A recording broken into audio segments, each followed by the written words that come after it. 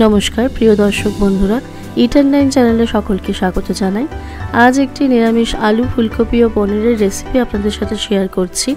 এই শীতের দিনে নতুন নতুন ফুলকপি দিয়ে এই রেসিপিটি আশা করছি আপনাদের খুবই ভালো লাগবে। তার জন্য প্রথমে কিভাবে রান্নাটা করছি সেটা চলুন দেখে নেওয়া যাক। প্রথমে কড়াইতে দিয়ে দিয়েছি 1 টেবিল স্পুন মতো সরষের তেল এবং তার সাথে দিয়েছি 1 টেবিল স্পুন মতো ঘি।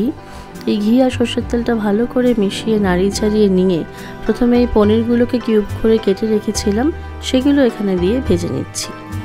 দেখুন পনিরগুলো যখন ভাজা ভাজা হয়ে যাবে, একটু লাল লাল করেই ভাজবো এখানে। যখন ভাজাটা হয়ে যাবে তখন কিন্তু আমি এই পনিরগুলোকে আস্তে আস্তে কড়াই থেকে তুলে নেব। দেখুন পনিরটা বেশ লাল লাল মতো ভাজা হয়ে গিয়েছে। এবারে এই পনিরটাকে আমি একটি পাত্রে তুলে নিচ্ছি।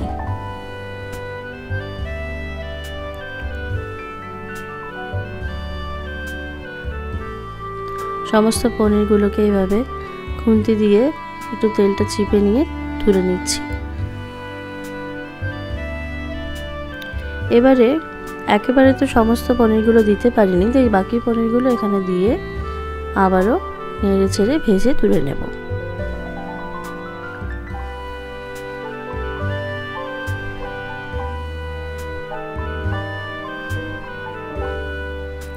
এবারে এটাও সেই একই প্রসেসে কিন্তু ভেজে তুলে নিচ্ছি। ওই একই তেলের মধ্যে এবারে দিয়ে দিলাম আলু। টুকরো করে আলু কেটে রেখেছিলাম, সেই আলুগুলো ভালো করে ধুয়ে পরিষ্কার করে এখানে দিয়ে দিচ্ছি। তেল কিন্তু আমি এখানে আর ইউজ করিনি, ওই একই তেলের মধ্যে আলুটাও একটু ভেজে নেব। খুব বেশি লাল লাল করে আলুটা ভাজার প্রয়োজন নেই, সামান্য একটু লাল লাল হয়ে আসলে কিন্তু আলুটা তুলে নেব। দিয়ে দিচ্ছি অল্প পরিমাণে এখানে হলুদ, হাফ স্পুন পরিমাণ হলুদ এখানে আমি দিয়েছি, খুবই সামান্য পরিমাণে, যাতে খুব বেশি হলুদ দিলে আবার এটা কড়াইতে লেগে যেতে পারে। সেই জন্য হলুদটা কিন্তু আমি এখানে খুব বেশি দিইনি এখনই, পরে রান্নায় যখন হলুদ ইউজ হবে তখন আমি দেব। এবারে আলুগুলো তুলে নিচ্ছি। দেখুন হালকা ভাজা করে কিন্তু আমি আলুগুলো তুলে নিয়েছি।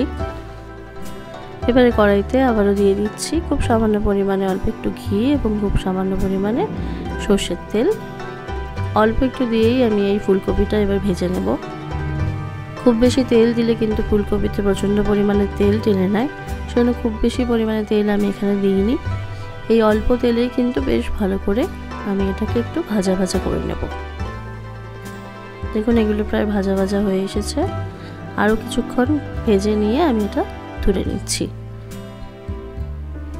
এবারে দেখুন ফুলকপিটা একদম ভাজা হয়ে গিয়েছে। এই ফুলকপিটা কিন্তু আগেই ভাপিয়ে সেদ্ধ করে রাখা ছিল, তাই খুব বেশি ভাজলাম না, একটু ভাজা ভাজা হয়ে আসাতেই তুলে নিচ্ছি। এবারে দিয়ে দিচ্ছি 2 টেবিল স্পুন মতো অয়েল, সরষের তেল ইউজ করেছি এখানে।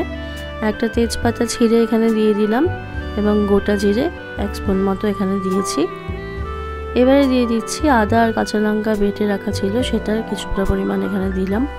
খুব তেল ছিটকানোর ফলে এখানে আমি কিছুটা পরিমাণে লবণ দিচ্ছি।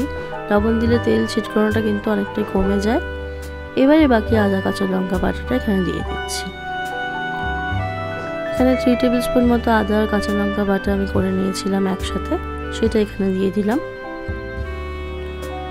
এবারে বেশ কিছুক্ষণ এটাকে একটু নাড়িয়ে চাড়িয়ে নেব।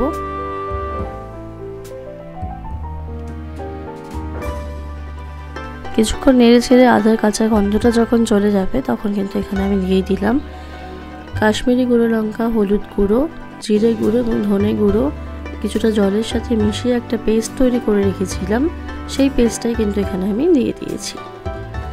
এবারে দিয়ে দিচ্ছি সামান্য পরিমাণে একটু লবণ, যাতে গ্রেভি থেকে তেলটা সহজেই ছাড়তে পারে, একটু লবণ দিলাম।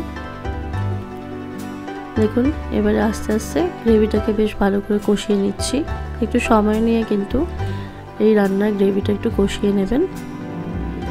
দেখুন বেশ কিছুক্ষণ কষানোর পরে গ্রেভি থেকে কিন্তু এরকম তেল ছেড়ে দিয়েছে। আরও কিছুক্ষণ এখানে এভাবে রেখে দিয়ে যখন পুরোপুরি তেল ছেড়ে এসেছে গ্রেভি থেকে তখন এখানে আলুগুলোকে অ্যাড করে দিচ্ছি। এবার আলুর সাথে এই মশলাটা খুব ভালো করে কিন্তু নাড়িয়ে চাড়িয়ে কষিয়ে নিচ্ছি। যে কোনো রান্নায় যদি আপনি রান্নাটা ভালো করে কষাতে পারেন রান্নার স্বাদ কিন্তু দ্বিগুণ বেড়ে যায়।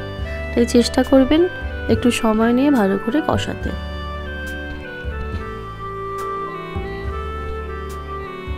বেশ ভালো করে নেড়ে ছেড়ে যখন কষিয়ে নেওয়ার পরে এখানে আমি দিয়ে দিচ্ছি জল। এখানে কিন্তু এখন আমি সম্পূর্ণ গ্রেভি বানাতে যে জলটার প্রয়োজন হয় সেটা দিচ্ছি না, আলু সেদ্ধ হওয়ার জন্য যে জলটুকু প্রয়োজন সেটাই প্রথমে এখানে দিচ্ছি, দিয়ে আলুটা এখানে সেদ্ধ করে নেব। একটা ঢাকা চাপা দিয়ে দিচ্ছি। 7-8 মিনিট পর ঢাকাটা খুলে দেখুন আর দেখে নেব আলুটা কেমন সেদ্ধ হলো। প্রায় 70% মতো আলু কিন্তু এখানে সেদ্ধ হয়ে গিয়েছে। এবারে যে কপিগুলো ছিল সেটা আর পনিরগুলো এখানে অ্যাড করে দেব। প্রথমেই কপিগুলো দিলাম না, কারণ ওটা অনেকটাই ভাপিয়ে সেদ্ধ করা ছিল, তাই প্রথমে আলুর সাথে দিলে ওটা কিন্তু একদমই গলে যেতে পারতো, তাই কপিগুলো এখানে পরে দিচ্ছি। যখন আলুটা 70% মতো সেদ্ধ হয়ে যাবে তখন এখানে কপিগুলো দিয়ে দিলাম। আপনারাও এইভাবেই দিয়ে দেখবেন, খেতে কিন্তু একটুও খারাপ লাগবে না, খুবই সুন্দর খেতে হয় এটা। এইবারে যে গ্রেভির জন্য জলটা প্রয়োজন সেই জলটা এখানে দিয়ে দিলাম। আপনারা আপনাদের পরিমাণ মতো জল এখানে অ্যাড করবেন, যেরকম আপনারা ঝোল খেতে চান সেরকম। এরপরে এখানে পনিরগুলো দিয়ে দিলাম। এবারে সমস্ত ফুলকপি আলু পনিরটা ভালো করে নাড়িয়ে চাড়িয়ে এই জলের মধ্যে মিশিয়ে নিয়ে গ্রেভিটাকে কিন্তু ফুটতে দেব। দেখুন গ্রেভি কিন্তু ফুটে উঠেছে।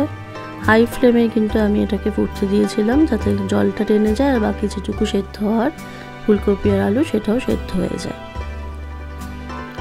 দেখুন এবারে পুরোপুরি টেনে এরকম একটা ঝোল হয়েছে। আমি কিন্তু এই গ্রেভিটাই রাখছি, আপনারা যদি টানাতে চান আরও টানিয়েও নিতে পারেন। আমার আলু ফুলকপি পনিরের রেসিপি কিন্তু একদমই তৈরি হয়ে গেল।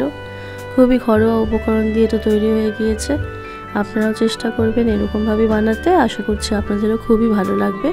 আর রেসিপিটা কেমন লাগলো বানিয়ে কিন্তু জানাতে ভুলবেন না। আর ভালো লাগলে চ্যানেলটিকে লাইক শেয়ার ও সাবস্ক্রাইব করে দেবেন। ধন্যবাদ।